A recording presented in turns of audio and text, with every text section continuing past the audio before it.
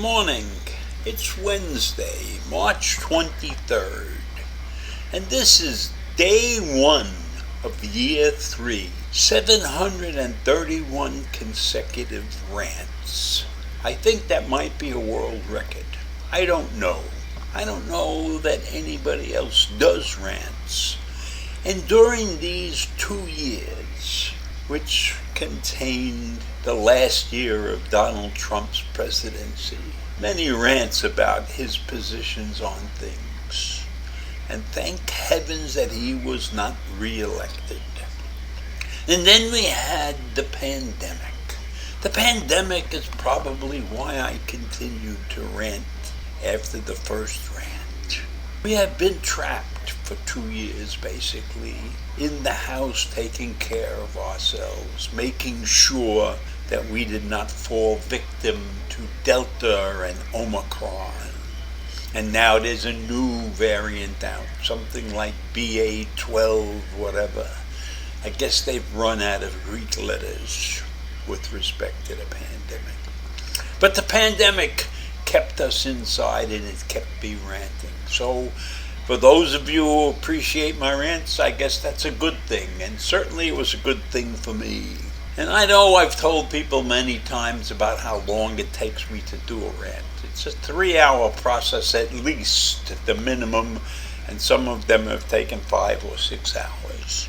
And the thing I enjoy most about the rant is probably dressing my animated character. I search for an appropriate picture that represents what I'm about to rant about. And I find him, and then I create a color scheme and stripes and circles and stars and various other scribbling on his shirt sleeves and stuff. And sometimes I write ranter on the sleeve and sometimes I don't, but I enjoy that. And I've had to upgrade my equipment here. I've had to add 750 gig of memory in order to keep up with the needs of the animation software. And the funny thing about animation software, it goes and it picks any open spot it can to use to store the animations that I'm doing. It has 2 files that it creates. One file is a temporary file where it does its work. And then there's another file that's the permanent product. So if you recognize the fact that each animation is at least 6 gigs of memory, that means in order to put one together, it has to use 12 gigs.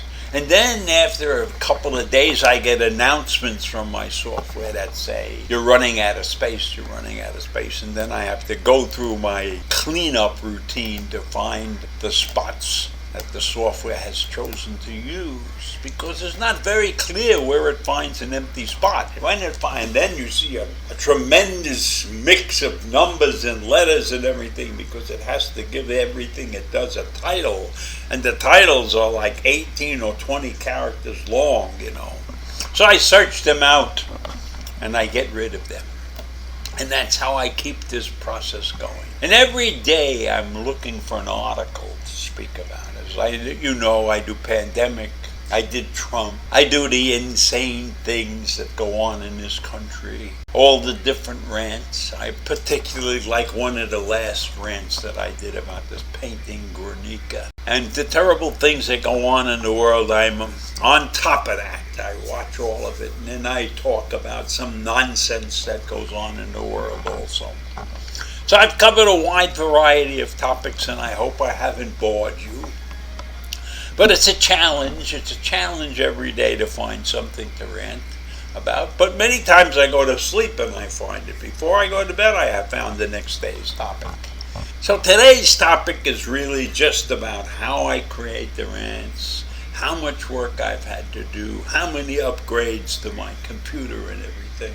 And I'm doing this as a labor of love. I'm not complaining. I'm happy that I'm able to do this. I'm happy that I have an audience out there that is responsive. At least some of you respond on a regular basis. So that's a good thing. That's what keeps me going.